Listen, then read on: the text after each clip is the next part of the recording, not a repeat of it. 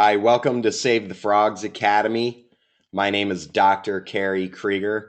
I am the founder and executive director of Save the Frogs, which is the world's leading amphibian conservation organization. And today we're having an open forum style of class at Save the Frogs Academy. So that means we're going to update you on uh, some new Save the Frogs happenings, and we're also going to solicit your questions. So if you have any question about frogs, about Save the Frogs, perhaps about a project you're doing at school, if you want to ask us any questions about volunteering or anything at all about Save the Frogs and our campaigns, then we welcome your questions. So while we're talking, feel free to just chat in your questions. And also, if you want to be unmuted so you can ask your question, then you can go ahead and raise your hand. I'm going to start out while you're thinking about your questions that you have for myself and Michael Starkey to answer. I'm going to go ahead and tell you about a campaign that we just started to get educational posters up in John Wayne International Airport, which is a big airport outside of Los Angeles. So we often get offered free space for advertising in airports around the country. We've had big posters up in Chicago O'Hare, Denver International, Orlando Airport, Baltimore Washington International, and some other airports, including John Wayne. So right now we got offered two 4x5 foot poster spots, and we've come up with a really great design. Our volunteer designer, Allison Lee, made it. And these posters, they get seen by thousands of people in the airport. So it's really important that when we get offered the free space that we are able to take advantage of it. And even though the space is free, we do have to pay for the printing costs. So for these two posters that are each 4x5 feet, we need to raise $500. So this poster, if you can't read it on my screen, what it lists is the 7 major threats to frogs: habitat destruction, pollution and pesticides, climate change, invasive species, infectious diseases, frog legs, dissections, wild caught pet frogs. And it also gives reasons why frogs are important. They eat mosquitoes, they provide us with medical advances, they're an integral part of the food web, they act as bioindicators, and they look and sound cool, and kids love them. So, for many people walking through the airport, they've never thought about why frogs are important. So, it's important we educate them. And also, the posters draw their attention to our amazing website, savethefrogs.com, where they can learn all about frogs and how they can help us save them. So it'd be really great to get these posters up. So what I did, if you go to the Save the Frogs homepage, savethefrogs.com, we added a new little section to the top of the page. Just scroll down a little bit, featured fundraising campaign. So we'll be changing this up occasionally. And I made a URL, savethefrogs.com/John-Wayne. And you click that and it'll take you to the Indiegogo page that I made. Indiegogo is a fundraising website where we can run campaigns like this, where it shows you how much money has been raised. And I wanted to put it up on this page because I'm hoping that more people will donate when they can see how much money has been raised, as opposed to perhaps if I say go donate and they just go to the Save the Frogs donate page and can't see the total. Maybe they've assumed everybody else has donated and that the money has been raised, which is seldom the case. So here's a great way for you to donate. So please go to our homepage, click through to this Indiegogo page, and contribute and help us reach our $500 goal. And I thank you very much for that. And if you scroll down on this page too, it'll tell you all about the specifics of the posters and the airports and why they're beneficial. And I give a big thank you to everybody who contributes to this. Thanks. Okay, so moving on with some other things.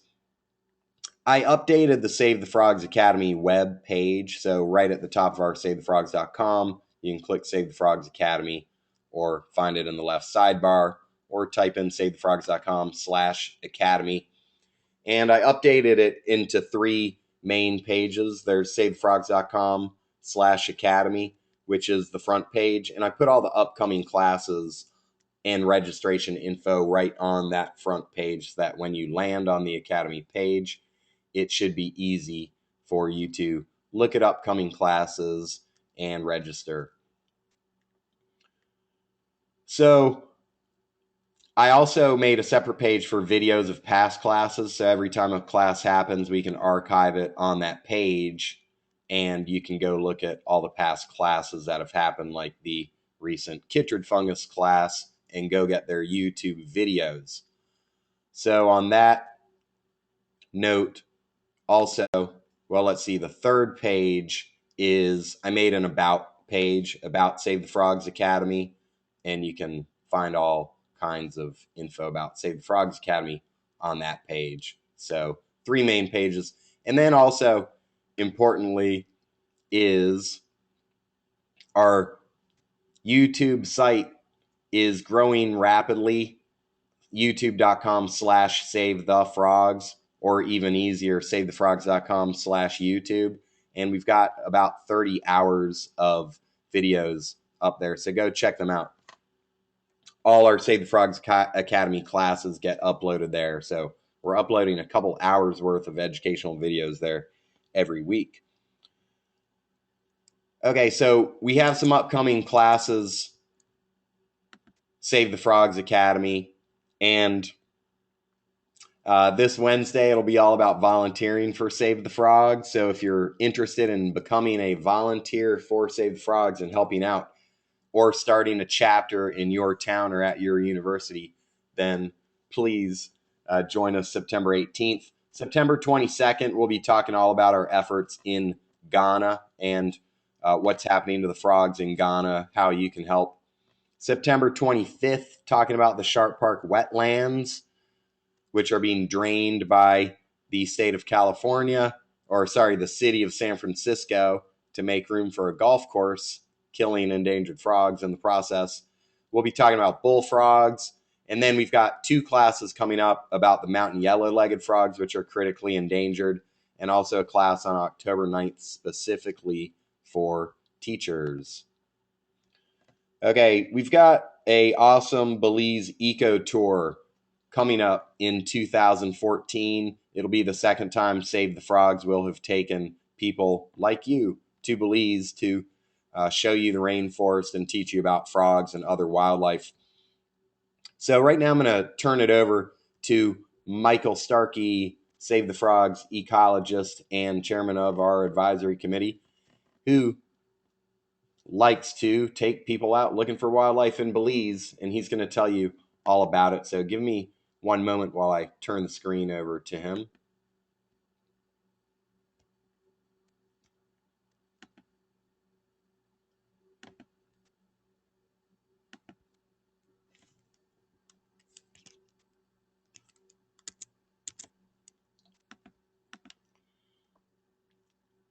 Hi, Michael. I've Great, unmuted you.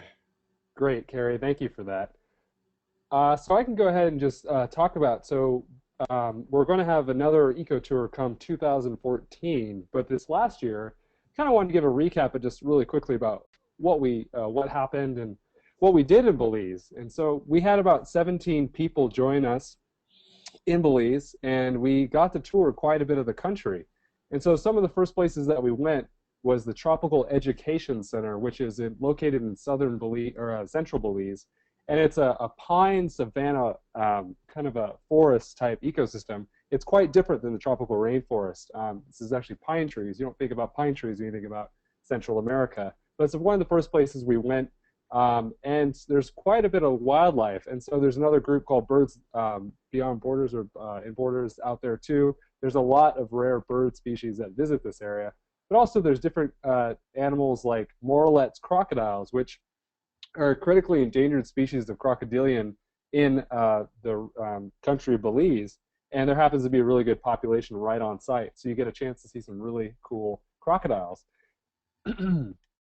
And also, there's lots of frogs too. So we saw many frogs, and sometimes the frogs actually come to you. When we were there in June, or excuse me, July, the frogs were, they're breeding this time of year. It's a wet season. There's many species that are breeding, and this area around the Tropical Education Center has like seasonal ponds that fill up, and like this painted tree frog right here, they're calling quite a bit. But also the charismatic red-eyed tree frog, so you can find many of these awesome frogs there.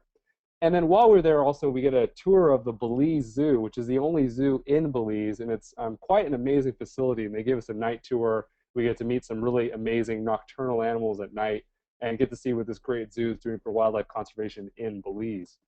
And then in between some of the areas we go, we stop at the Mayan archaeological site of Xunantunich, which is it's quite a large site, and they have some beautiful stelas that are still preserved, and many monuments that we get to go up and down and learn about the Maya culture. So during the day, so great spots, many scenic views. It's right on the border to Guatemala too, so you can actually see into Guatemala, which is quite interesting.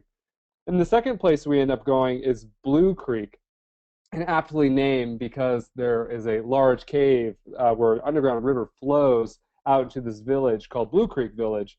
And during most of the year, it's quite blue, but during the wet season when we're there, it's kind of maybe a greenish blue because it has a lot more sediment from all the rain. And there's a really nice birding here. Some from the canopy, you can see many iguanas and other wildlife. Actually, when we were there, we didn't see as many frogs as we would have liked, but it's because this habitat is so dense. It's actually old growth rainforest, and so we found a few leaf litter species and also some very large marine toads. So very cool. And so the lodging here is it's quite nice. It's very rustic, which is very it's a different sort of experience sleeping out in the rainforest. You kind of get in tune with nature quite a bit, but great facilities and amazing trails to go and hike and see wildlife. And so during our time there, we were very fortunate to be guided by some local Mayan people that live there, and they know so much about the forest. And this gentleman here, he's actually an ethnobotanist, and he's telling us about what all of these plants they use them for, whether medicinal reasons or construction, building their homes with them, or even food too. So there's many great opportunities to learn from these really nice, wonderful people that live there. And so Blue Creek has this cave where the river actually flows out of it, and there's wonderful rapids that kind of lead up to the cave. When you get up to the cave, it's quite breathtaking. And sometimes, if the water is not flowing too high, we can actually go tubing inside of this river. Unfortunately, we weren't able to do it on this trip, but it's a great place that you can go in there and you can see many cave-dwelling species of animals, like not only bats, but also glowworms and catfish that are albino. There's a lot of great things inside this cave. And then on the next place that we go is called the Toucan Ridge Ecology and Education Society. And this is an interesting place because it's a little different than what the other places we go to. It's owned by a Canadian couple, and they have 200 acres of land that and it borders the Saboon Forest Reserve. And there's many rare and endangered species of amphibians here. And so when we're there, I mean, you can just see there's the forest reserve in the background. They also have quite a large lime orchard and fruit orchards out there. And so these are some of the cabins that we stay in. And from there, we're able to see lots of different frogs, and call it Toucan Ridge because usually every morning you'll get to hear toucans, which is quite nice. And then also the food here is quite incredible. One of the owners is he's from Canada, but he's Quebecois, and he makes some amazing foods. It's a little different than the traditional food we eat, but very good food here. And then we go out into the forest quite a bit and to see frogs and other wildlife, but we'll get to see the Mayan mountain frog, which is a species that you can only find in Belize. So this species is, only so far been found in Belize, so it's an endemic species, and it's quite a privilege to see this amazing frog here.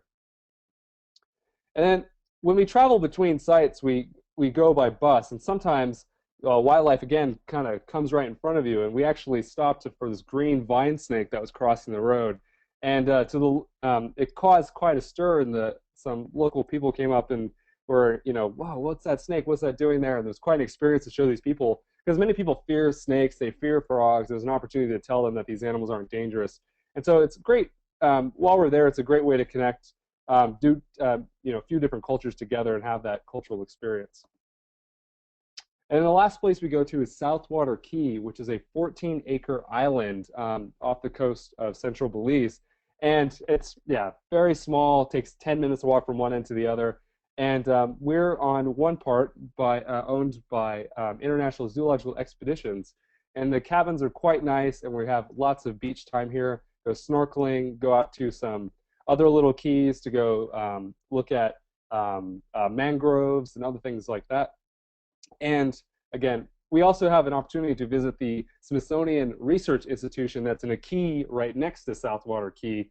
And it's a very tiny little island, but we get a tour of the facilities, learn what research is going on out there, and then go snorkeling out in the patch reef out here. So great time to see, to relax, dry out from the jungle, and see a different side of the Belizean ecology.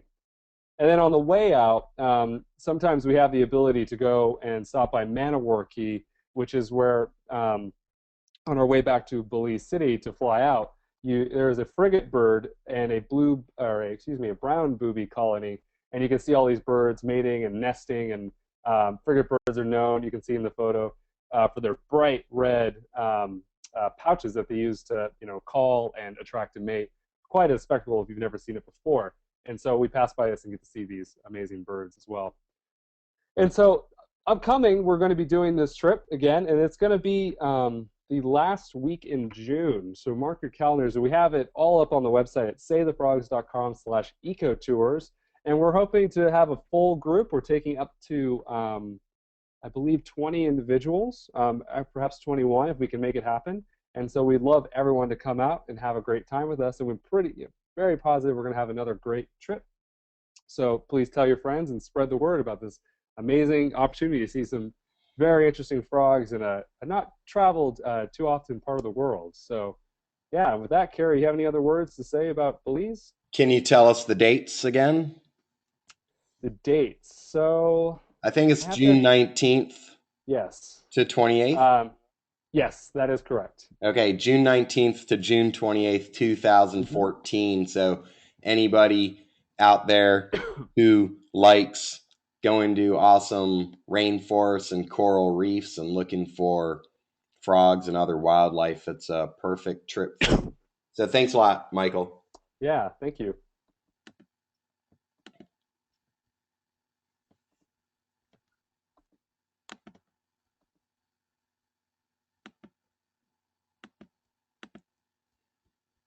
Okay, so I'm going to continue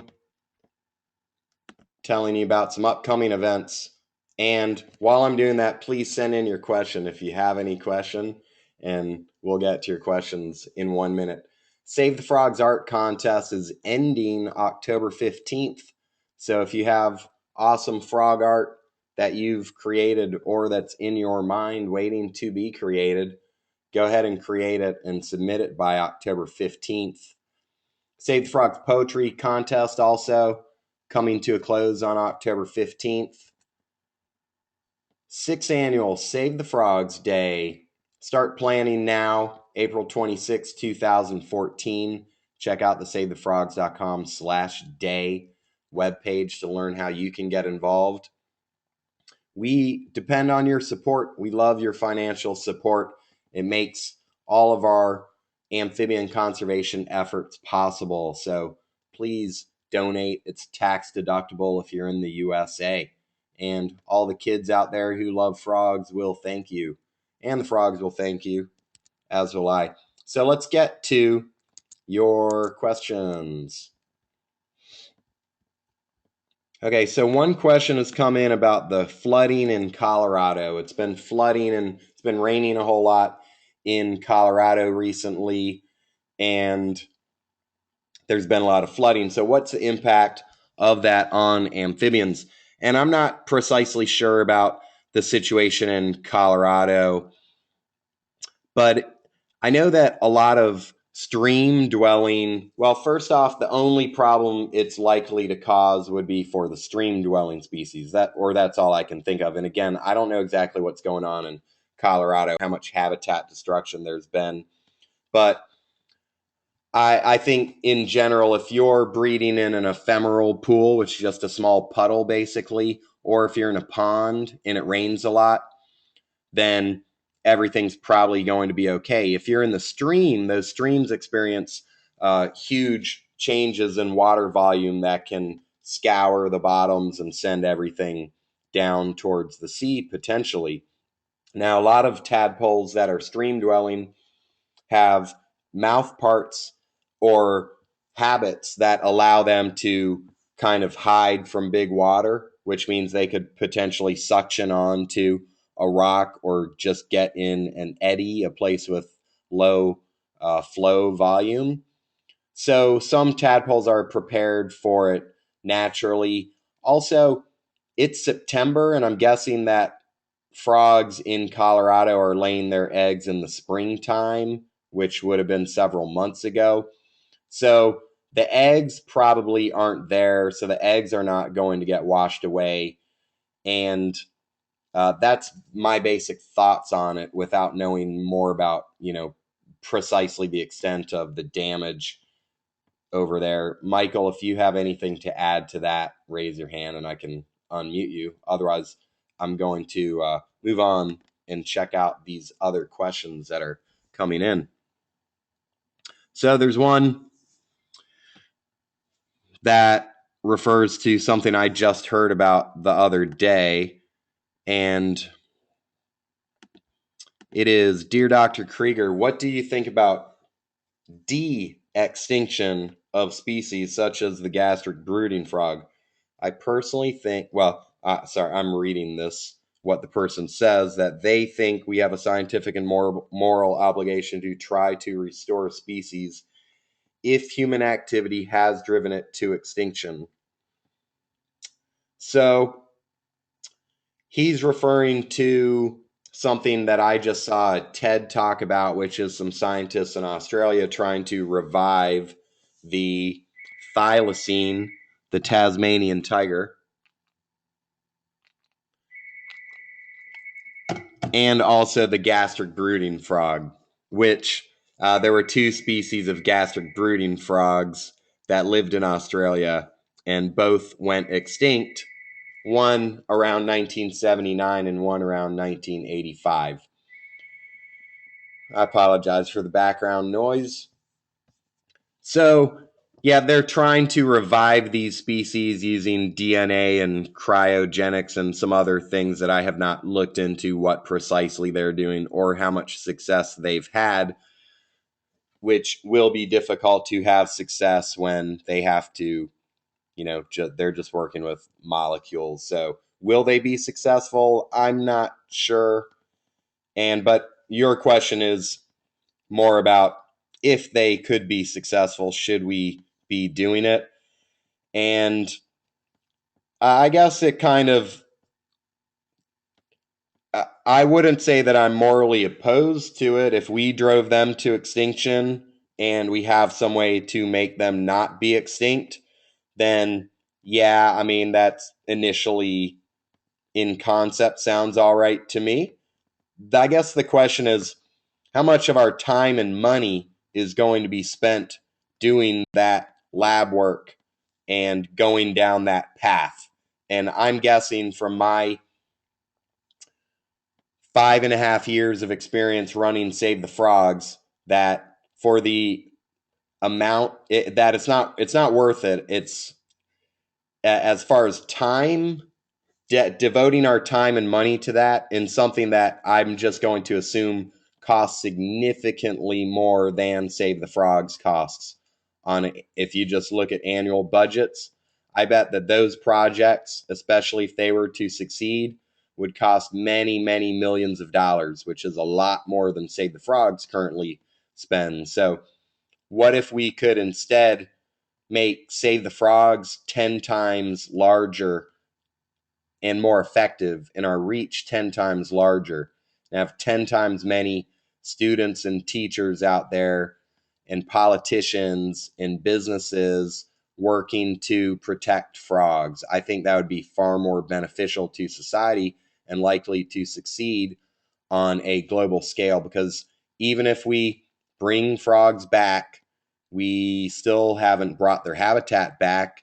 Have we removed the diseases that may have driven them to extinction and likely did? Or are those diseases still in those streams?